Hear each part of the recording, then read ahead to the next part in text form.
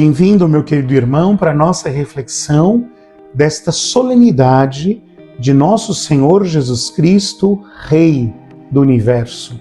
Fim do ano litúrgico, dia em que nós somos chamados a confrontar a nossa vida com a realidade de que o Senhor vem e de que teremos que estar na sua presença para testemunhar a nossa vida e poder, vamos dizer assim, devolver ao Senhor a nossa vida com os frutos da nossa fé. Primeira leitura deste domingo, leitura do livro de Samuel, segundo livro de Samuel, quando se unge a Davi como rei de Israel, chamando-o a apacentar o povo de Israel. E aqui já vemos uma prefiguração de um novo rei de Israel, que é pastor, que pastoreia o seu povo. A segunda leitura da carta do apóstolo Paulo aos Colossenses, em que Paulo nos diz que nós somos recebidos no reino do Filho de Deus e que por isso ele é a cabeça da igreja, o primogênito de todos os mortos, e por isso nesse reino nós seremos vitoriosos sobre a morte. E o Evangelho de Lucas 23, de 35 a 43, o famoso texto da crucificação de Jesus e dos dois ladrões, um à direita, outro à esquerda, um que rejeita o reino de Deus e outro que acolhe o reino de Deus, ouvindo do Senhor: hoje mesmo estarás comigo no paraíso.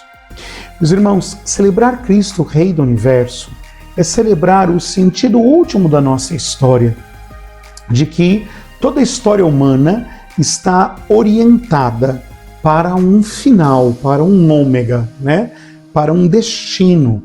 Por isso a igreja fala de fim dos tempos, não muito de fim do mundo, mas de fim dos tempos, porque se pensa o momento em que a nossa história, esta história do Cronos, essa história dos dias, dos meses, dos anos, dos séculos, dos milênios, terminará. E todos nós seremos colocados diante do mistério de Cristo, Rei do Universo. E aqui é interessante porque São Lucas, que é o evangelista que estamos lendo neste ano que se finda, ele põe para nós uma realidade de Cristo crucificado, Cristo Rei, e a igreja nos apresenta nessa solenidade esta passagem do Evangelho com os dois ladrões, um de um lado, outro do outro, e ladrões, portanto, pecadores que mereciam ser condenados naquela lei que se julgava, e assim poderiam e deveriam lhe pagar, os seus erros, mas que são desafiados pela presença de Jesus a fazer uma experiência.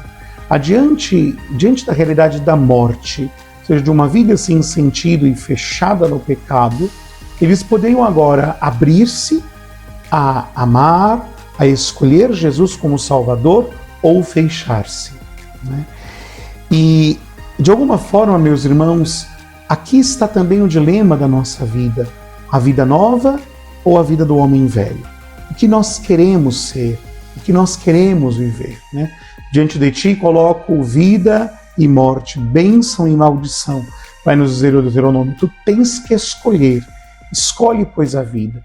Este Rei Jesus crucificado é um Rei de amor, portanto ele não se impõe, ele se propõe.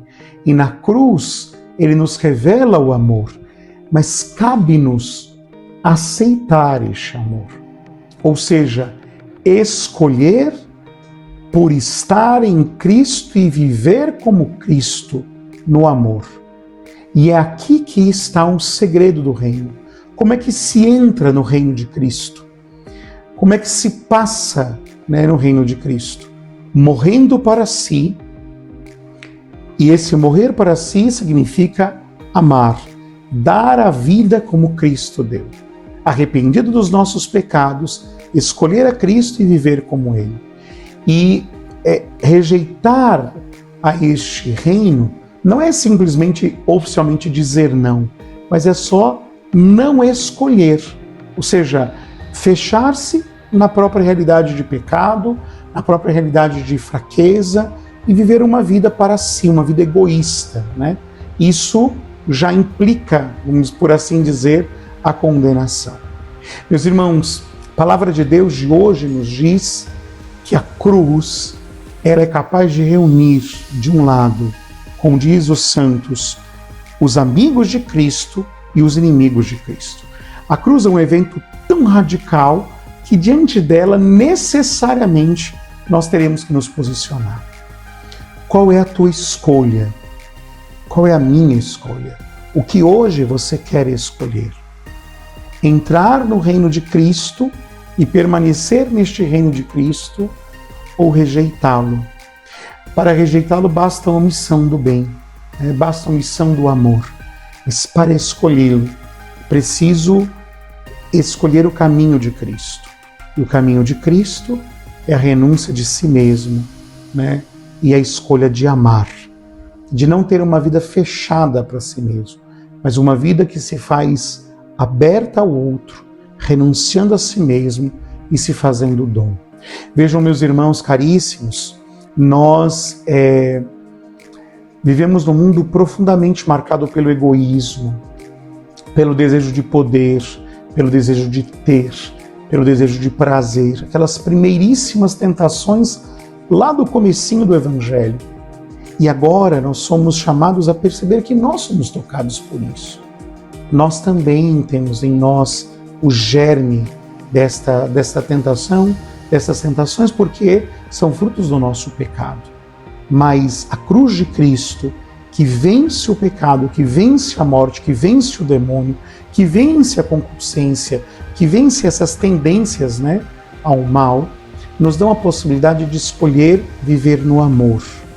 No amor que é me dar pelo outro como Cristo se deu.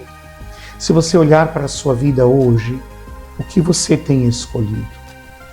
Não só como uma escolha intelectual, né? Mas como uma escolha de vida. O que a nossa vida hoje tem expressado? Se você examina a tua consciência, as tuas intenções e os teus atos, e também os teus sentimentos, é claro, né? Como é que você percebe a tua vida? Uma vida aberta para amar ou uma vida fechada? Interessante que a vida doada, a vida entregue, reconhecendo os próprios pecados, mas não parando neles para amar sempre, rouba o céu. Por isso nós falamos daquele ladrão de bom ladrão. Não porque ele roubou coisas, mas porque com seu arrependimento e com seu desejo de amor, ele roubou a misericórdia de Deus, que não se negou em deixar ser roubada, mas se ofereceu e transformou a vida daquele homem. Hoje mesmo estarás comigo no paraíso. Hoje podemos estar no paraíso de Cristo, no reino de Cristo, que é um reino de amor, porque cada momento em que nós amamos se abre para nós a eternidade. Deus te abençoe.